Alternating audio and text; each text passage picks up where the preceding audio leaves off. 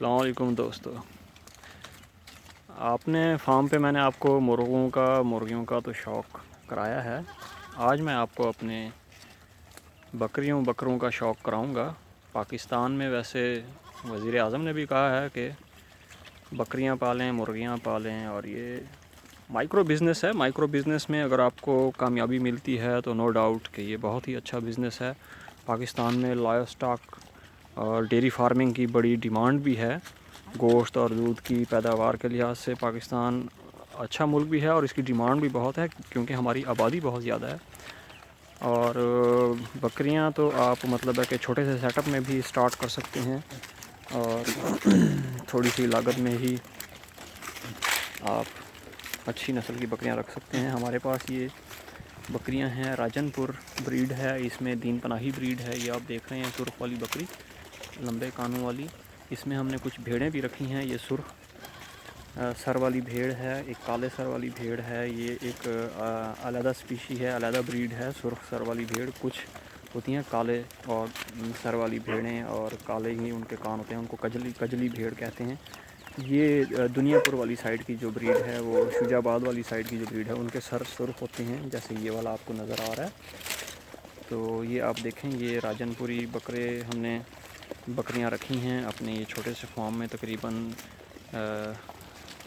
60+ بکریاں ہیں۔ ان کی ماشاءاللہ سے بریڈ آئی ہے، وہ اس دیوار کے ساتھ آپ دیکھیں۔ میں آپ کو اگر تھوڑا سا کلوز کر کے دکھاؤں، یہ ان کے بچے ہیں جو ہر بکری تقریباً 2 بچے دیتی ہے، اور ماشاءاللہ سے بہت ہی جلد ہمارا سیٹ اپ بڑھتا جا رہا ہے۔ آپ کی دعاؤں سے انشاءاللہ یہ مزید بڑھے گا۔ اس کو ہم نے ایسے لوہے کی ایک گرل دی ہے، آپ اس کو دیکھیں، جس میں سے نہ جانور باہر جا سکتے ہیں، نہ باہر کا کوئی جانور اندر جا سکتا ہے۔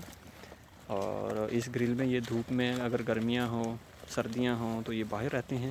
اس کے بعد پھر ان کا یہ کچا پورشن ہے سردیوں میں اسپیشلی، اس میں ہم اس کو ادھر سے بند کر دیتے ہیں۔ اس کی اگلی طرف پھر ایسے ہی ایک گرل لگائی گئی ہے، ہوادار بھی ہے، اور یہ سردیوں میں باہر سے پرلی طرف سے ہم نے شاپر لگا دیا ہے تاکہ ٹھنڈی ہوا سے یہ بیمار نہ ہوں۔ ان کی خوراک میں ہم گھاس بھی ہوتا ہے اور شریں کا درخت جو ہے جو لگے ہوئے ہیں آپ کو نظر آ رہے ہیں، یہ بھی ان کی چھنگائی کر کے ہم ان کو ڈالتے ہیں، بڑے شوق سے کھاتے ہیں۔ اس کے علاوہ کھجور کی گٹھلیاں ہم نے، وہ نیلے ڈرم آپ کو نظر آ رہے ہیں اس پار درخت کے نیچے، اس میں کھجور کی گٹھلیاں رکھی ہوئی ہیں پانی میں بھگو کے۔ وہ 10 سے 15 دن میں وہ کافی گل سی جاتی ہیں اور کھوپرا سا بن جاتا ہے، وہ ان کو کھلاتے ہیں۔ وہ ان کے لیے کافی اچھے ثابت ہوتے ہیں کھجور کی گٹھلیاں، اس سے یہ موٹی ہوتی ہیں۔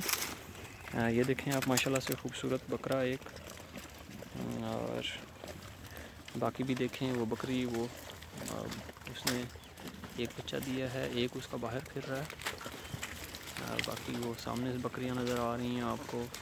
چھوٹا سا سیٹ اپ ہے، مائکرو بزنس ہے یہ، میکرو نہیں ہے۔ مائکرو بزنس میں آپ ایسا ہی سٹارٹ لے سکتے ہیں۔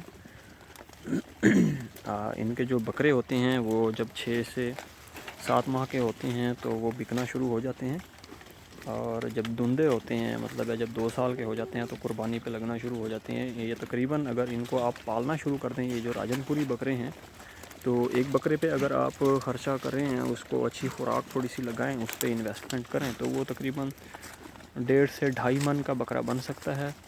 اور وہ پھر بڑی مارکیٹوں میں جیسے کراچی ہے، لاہور ہے، فیصل آباد ہے، راول پنڈی ہے، تو وہاں آپ اس کو تقریباً 4 سے 5 لاکھ میں فروخت کر سکتے ہیں۔ جو بڑے انڈسٹریلسٹ لوگ ہیں، جو بزنس مین ہیں، وہ بڑی بڑی قربانیاں مہنگے داموں خریدتے ہیں۔ تو امید ہے آپ کو ہمارا یہ سیٹ اپ میرا پسند آیا ہوگا۔ یہ چھوٹی چھوٹی ادھر سے نئی پود آ رہی ہے، کچھ ہم نے ادھر ٹوکروں میں بند بھی کیے ہوئے ہیں جو بہت ہی چھوٹے ہیں تاکہ وہ بکریوں کے پاؤں میں آ کے مر نہ جائیں۔ ان کو ہم علیحدہ رکھتے ہیں، پھر بکریاں صرف لے جاتے ہیں، وہ پھر دودھ پی لیتے ہیں، پھر ان کو ٹوکروں میں بند کر لیتے ہیں ہم۔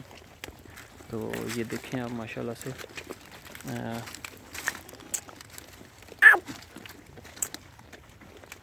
یہ بہت مانوس یہ بھیڑ دیکھیں آپ، چھوٹے کان والی بھیڑ، یہ علیحدہ سے ایک بریڈ ہے، لمبی اس کی طوطے کی طرح ناک ہوتی ہے، پیرٹ نوز۔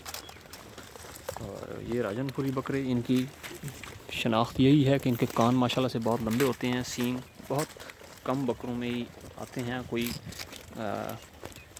بریڈ اگر مکس ہو جائے تو ان کے سینگ آ جاتے ہیں، ورنہ یہ سینگ نہیں ہوتے ان کے راجن پوری بریڈ کے، یہ وائٹ ہوتے ہیں اور لمبے ان کے سفید کان، سفید ہی کلر ہوتا ہے۔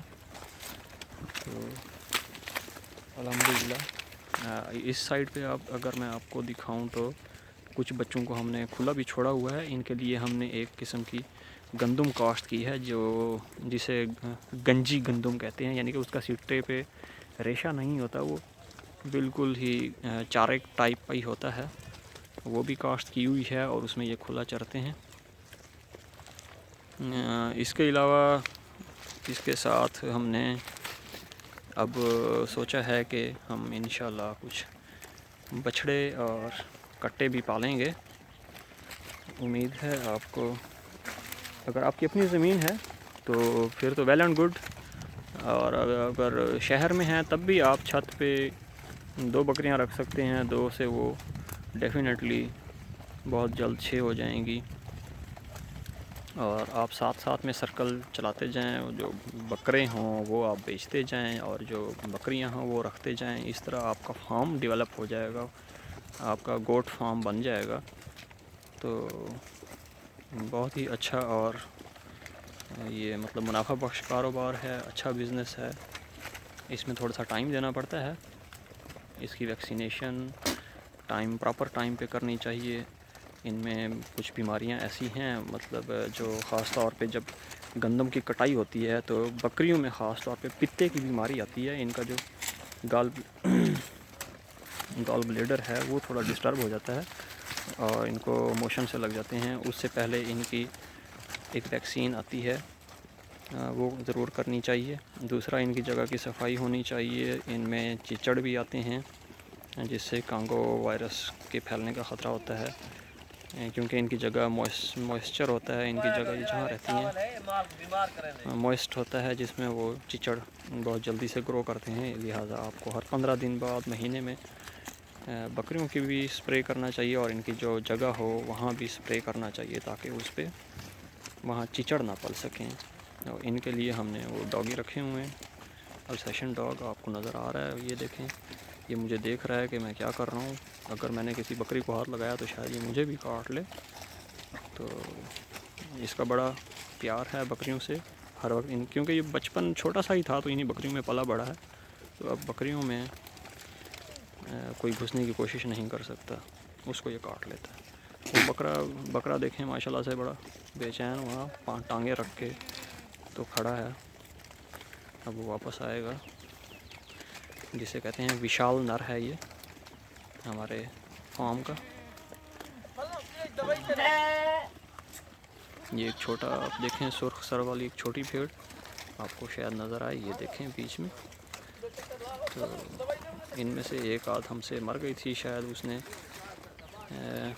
کوئی پوائزنل والی چیز کپاس کے موسم میں کوئی اسپرے والی کپاس کھا لی تھی، اس کی ڈیتھ ہو گئی۔ تو امید ہے فارم پسند آیا ہوگا، اور امید ہے کہ آپ بھی پاکستان کی معیشت کی بہتری کے لیے ایسی مائکرو فائنانسنگ کریں گے۔ حکومت کو بھی چاہیے کہ وہ کاشتکاروں، ذمہ داروں اور مویشی پال حضرات کے لیے مائکرو فائنانسنگ کے جو قرضے ہیں، لون ہیں، وہ دینے چاہیے، اور مطلب ہے کہ ایسا لون ہو جو سود کے بغیر ہو تاکہ کاشتکار پہ بوجھ نہ ہو اور وہ ایزیلی وہ لون واپس کر سکے اور اپنا بزنس سٹارٹ کر سکے۔ کمنٹ کیجئے گا۔ اللہ حافظ۔